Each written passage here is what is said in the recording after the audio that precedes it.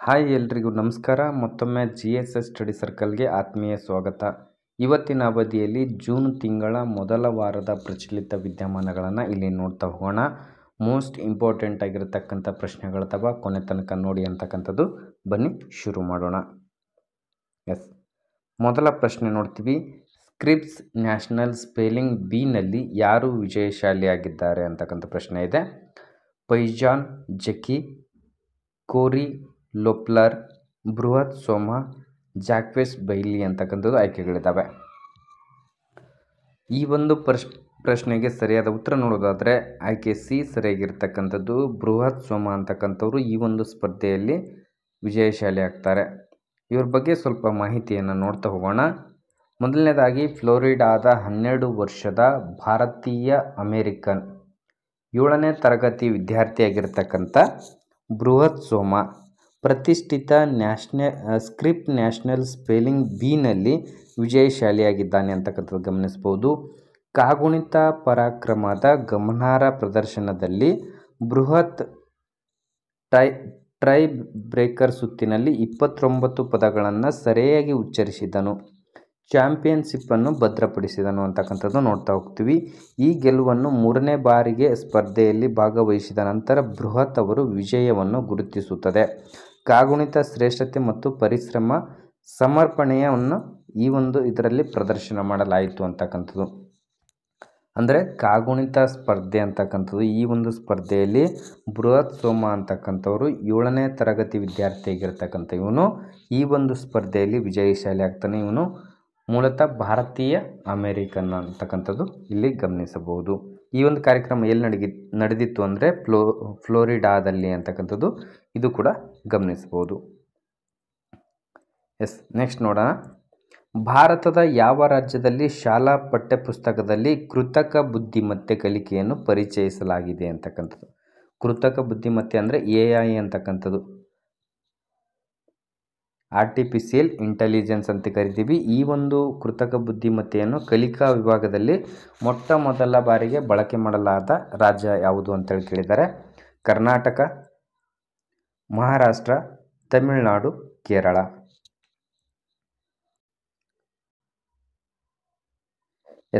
ಈ ಒಂದು ಪ್ರಶ್ನೆಗೆ ಸರಿಯಾದ ಉತ್ತರ ನೋಡೋದಾದರೆ ಆಯ್ಕೆ ಡಿ ಸರಿಯಾಗಿರ್ತಕ್ಕಂಥದ್ದು. ಕೇರಳ ರಾಜ್ಯದಲ್ಲಿ ಈ ಪ್ರಯೋಗವನ್ನು ಮೊಟ್ಟ ಮೊದಲ ಬಾರಿಗೆ ಮಾಡಲಾಗಿದೆ ಅಂತಕ್ಕಂಥದ್ದು ಗಮನಿಸಬಹುದು.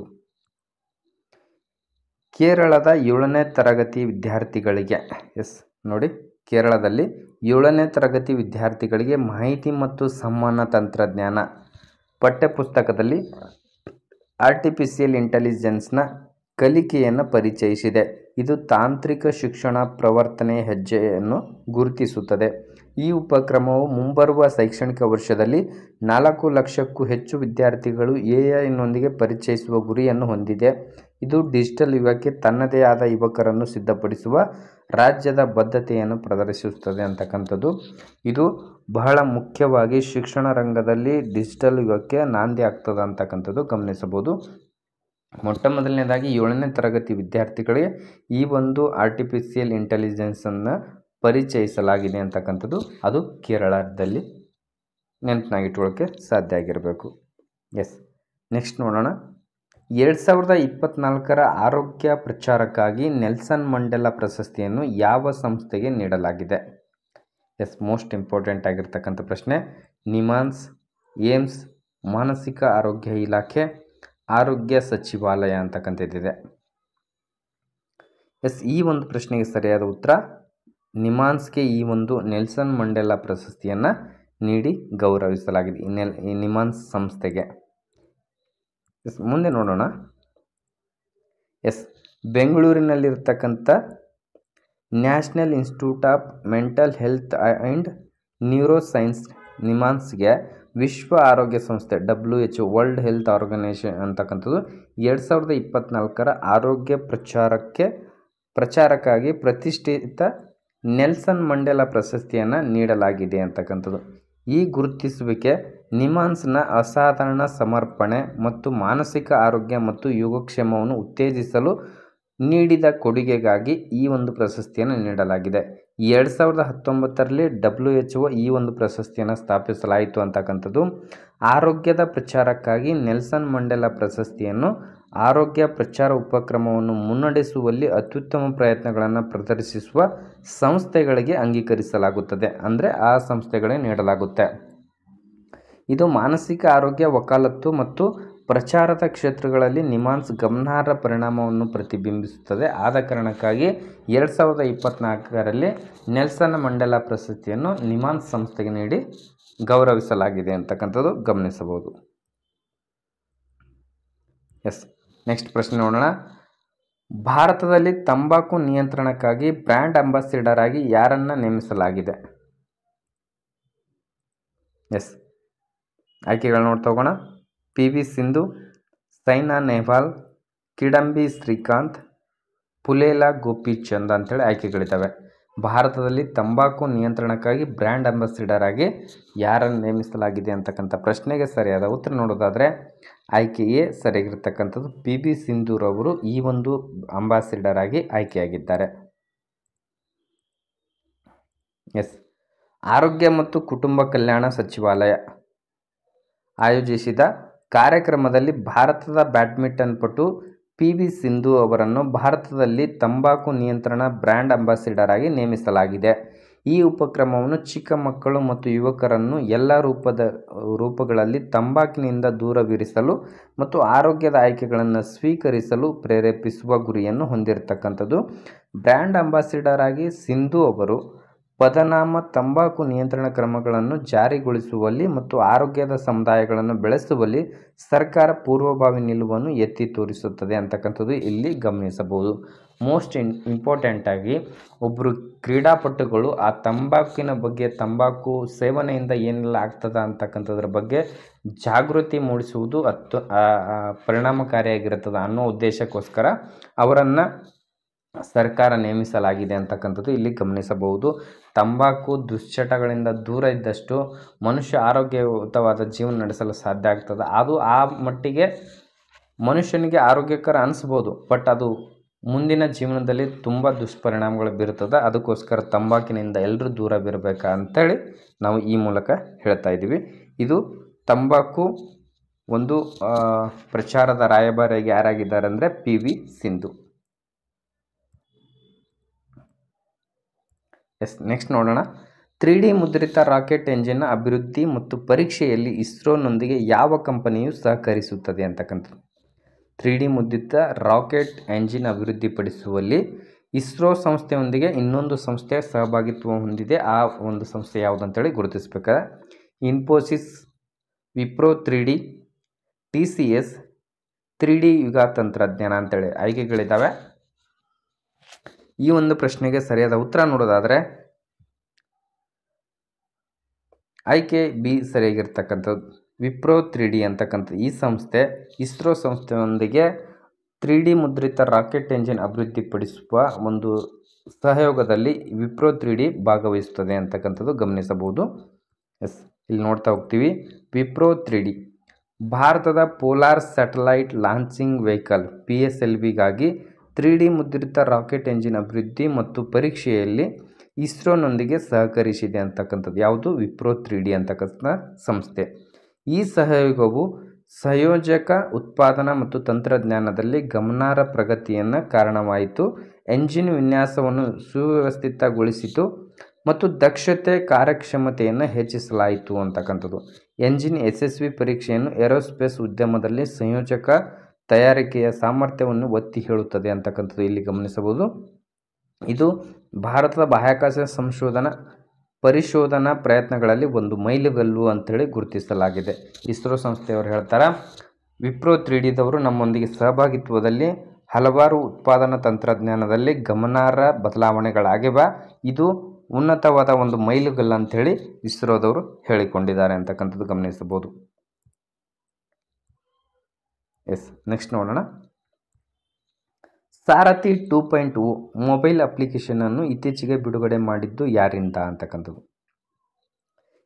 ನೀತಿ ಆಯೋಗ, ಗೃಹ ಸಚಿವಾಲಯ, ಸೆಬಿ, SBI ಅಂತಕ್ಕಂಥದ್ದು ಯಾವ ಒಂದು ಸಂಸ್ಥೆಯಿಂದ ಅಥವಾ ಯಾವ ಒಂದು ವ್ಯಕ್ತಿಯಿಂದ ಅಂತಲೂ ಕೊಡ್ಬೋದು. ಈ ಸಾರಥಿ 2.0 ಮೊಬೈಲ್ ಅಪ್ಲಿಕೇಶನ್ನು ಇತ್ತೀಚೆಗೆ ಬಿಡುಗಡೆ ಮಾಡಿದ್ದು ಯಾರಿಂದ ಅಂತಕ್ಕಂಥದ್ದಿದೆ. ನೀತಿ ಆಯೋಗ, ಗೃಹ ಸಚಿವಾಲಯ, ಸೆಬಿ, SBI ಅಂತಕ್ಕಂಥ ಆಯ್ಕೆಗಳಿದ್ದಾವೆ. ಸರಿಯಾದ ಉತ್ತರ ನೋಡೋದಾದರೆ ಆಯ್ಕೆ ಸಿ ಸರಿಯಾಗಿರ್ತಕ್ಕಂಥದ್ದು ಸೆಬಿ. ನೋಡ್ತಾ ಹೋಗೋಣ. SEBI securities and exchange board of India, SEBI ಅಂತ ಕರಿತೀವಿ. ಸಂಕೀರ್ಣ ಹಣಕಾಸು ಕಾರ್ಯಗಳನ್ನು ಸರಳೀಕರಣಗೊಳಿಸುವ ಉದ್ದೇಶದಿಂದ ಹೂಡಿಕೆದಾರರಿಗೆ ವೈಯಕ್ತಿಕ ಹಣಕಾಸು ಕೇಂದ್ರಿತ ಮೊಬೈಲ್ ಅಪ್ಲಿಕೇಶನ್ ಆಗಿರತಕ್ಕಂಥದ್ದು ಸಾರಥಿ 2.0 ಆಗಿದೆ. ಇದನ್ನು ಪ್ರಾರಂಭಿಸಲಾಯಿತು. ಈ ಅಪ್ಲಿಕೇಶನ್ ಗೂಗಲ್ ಪ್ಲೇಸ್ಟೋರ್ ಮತ್ತು iOS ಆ್ಯಪ್ ಸ್ಟೋರ್ನಲ್ಲಿ ಕೂಡ ಲಭ್ಯ ಇರತಕ್ಕಂಥದ್ದು. ಸಾರಥಿ ಅಪ್ಲಿಕೇಶನ್ನ ಮೊದಲ ಆವೃತ್ತಿಯನ್ನು ಜನವರಿ 2022ರಲ್ಲಿ ಪ್ರಾರಂಭಿಸಲಾಯಿತು. ಸೆಬಿ ಭಾರತದಲ್ಲಿ ಸೆಕ್ಯೂರಿಟೀಸ್ ಮತ್ತು ಸರಕು ಮಾರುಕಟ್ಟೆಗಳ ನಿಯಂತ್ರಕ ಸಂಸ್ಥೆಯಾಗಿ ಕಾರ್ಯನಿರ್ವಹಿಸುತ್ತದೆ ಅಂತೇಳಿ ಹೇಳಬಹುದು.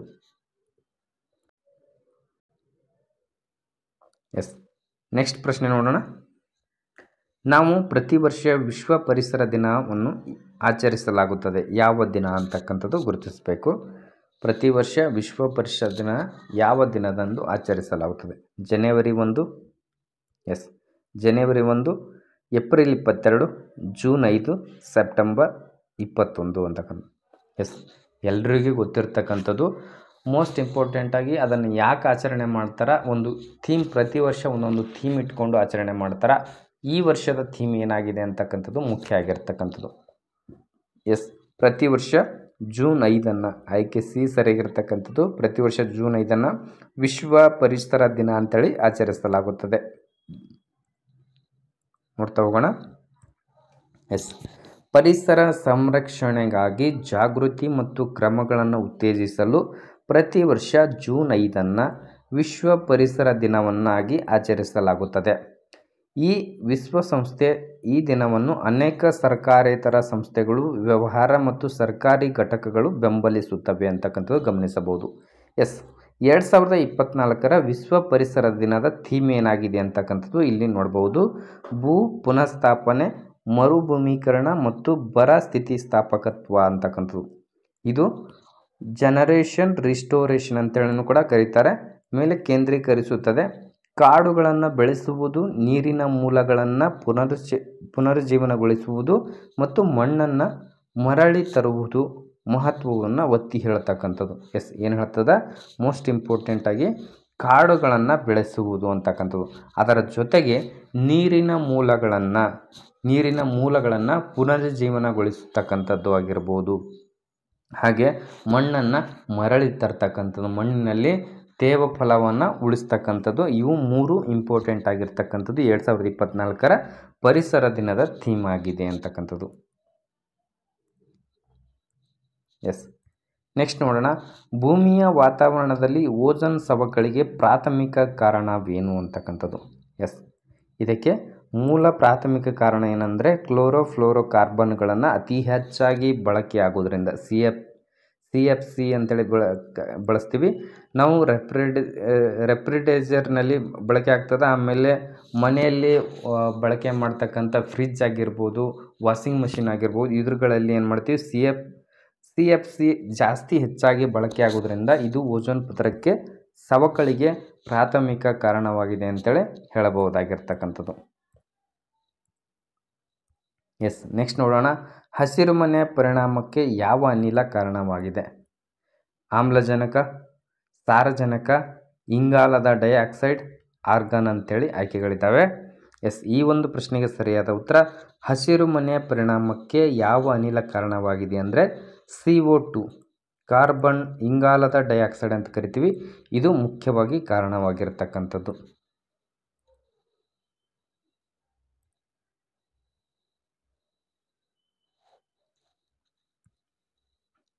ಮುಂದಿನ ಪ್ರಶ್ನೆ ನೋಡೋಣ. ರಾಷ್ಟ್ರೀಯ ಅಂಕಿಅಂಶಗಳ ಕಚೇರಿ ಪ್ರಕಾರ ಫೈನಾನ್ಷಿಯಲ್ ಇಯರ್ 2024ರಲ್ಲಿ ಭಾರತದ GDP ಬೆಳವಣಿಗೆ ದರ ಎಷ್ಟು ಅಂತಕ್ಕಂಥದ್ದು ಇದೆ. 7.8 ಇದೆ, 7.2 ಇದೆ, 8.2 ಇದೆ, 6.9. ರಾಷ್ಟ್ರೀಯ ಅಂಕಿಅಂಶಗಳ ಕಚೇರಿ ಪ್ರಕಾರ 2024ರ GDP ಬೆಳವಣಿಗೆ ದರ ಎಷ್ಟಿದೆ ಅಂದರೆ ಆಯ್ಕೆ ಸಿ ಸರಿಯಾಗಿರ್ತಕ್ಕಂಥದ್ದು 8.2 ಇರ್ತಕ್ಕಂಥದ್ದು. ಪ್ರಸ್ತುತದಲ್ಲಿ GDP ಬೆಳವಣಿಗೆ ದರ ಎಷ್ಟಿದೆ ಅಂದರೆ 8.2 ಇರ್ತಕ್ಕಂಥದ್ದು. ಮೋಸ್ಟ್ ಇಂಪಾರ್ಟೆಂಟಾಗಿ ಗಮನಿಸಬಹುದು. ಸ್ಪರ್ಧಾತ್ಮಕ ಪರೀಕ್ಷೆಯಲ್ಲಿ ಪ್ರಚಲಿತ ಅರ್ಥಶಾಸ್ತ್ರಕ್ಕೆ ಸಂಬಂಧಪಟ್ಟಂತೆ ಈ ಎಲ್ಲ ಅಂಶಗಳು ಅದರಲ್ಲಿ ಬರ್ತಕ್ಕಂಥದ್ದು. ಯಾವ ಕೂಡ ಬುಕ್ಕಲ್ಲಿ ಇರಲ್ಲ. ಆ ಪ್ರೆಸೆಂಟಲ್ಲಿ RBI ಆಗಿರ್ಬೋದು, ಹಣಕಾಸು ಸಂಸ್ಥೆಗಳಿಗೆ ಸಂಬಂಧಪಟ್ಟಂತೆ ಕೆಲವೊಂದಿಷ್ಟು ಬದಲಾವಣೆಗಳಾಗಿದ್ದರೆ ಅವು ಕೂಡ ಗಮನಿಸ್ತಾ ಇರಬೇಕು ಅಂತಕ್ಕಂಥದ್ದು. ನೆಕ್ಸ್ಟ್ ನೋಡೋಣ. ಚಾಲಕ ಸಮುದಾಯಕ್ಕಾಗಿ ಯಾವ ಕಂಪನಿಯು ಸಾರಥಿ ಸುರಕ್ಷಾ ನೀತಿಯನ್ನು ಪ್ರಾರಂಭಿಸಲಾಗಿದೆ? ಚಾಲಕ ಸಮುದಾಯ ಡ್ರೈವರ್ಗಳಿಗಾಗಿ ಯಾವ ಕಂಪನಿಯು ಸಾರಥಿ ಸುರಕ್ಷಾ ನೀತಿ ಅಂತಕ್ಕಂಥ ಒಂದು ಕಾರ್ಯಕ್ರಮ ಅಥವಾ ಆ ಒಂದು ಪ್ರಾರಂಭಿಸಲಾಗಿದೆ ಅಂತಕ್ಕಂಥದ್ದು.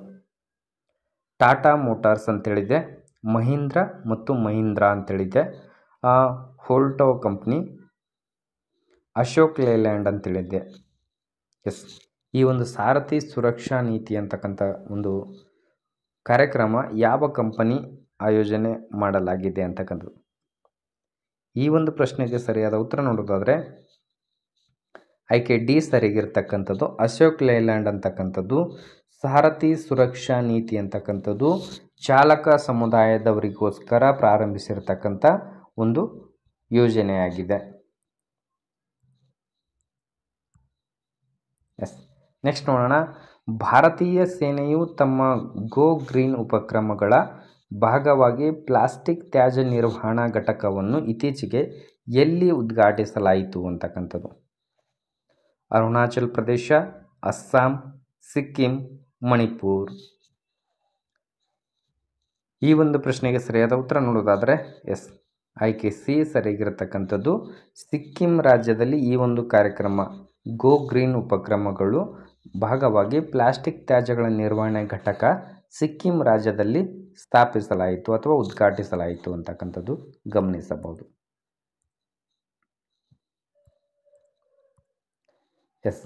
ಆತ್ಮೀಯ ಸ್ಪರ್ಧಾ ಮಿತ್ರರೇ, ಇಲ್ಲಿವರೆಗೆ ಪ್ರಮುಖವಾಗಿ ಜೂನ್ ತಿಂಗಳ ಮೊದಲ ವಾರದ ಒಂದು ಪ್ರಚಲಿತ ಘಟನೆಗಳನ್ನು ನೋಡಿದ್ದೀವಿ. ಮೋಸ್ಟ್ ಇಂಪಾರ್ಟೆಂಟ್ ಅನಿಸಿದರೆ ನಿಮ್ಮ ಸ್ನೇಹಿತರಿಗೂ ಕೂಡ ಶೇರ್ ಮಾಡಿರಿ. ಕೊನೆ ತನಕ ನೋಡಿದ್ದಕ್ಕೆ ತಮ್ಮೆಲ್ಲರಿಗೂ ಧನ್ಯವಾದಗಳು.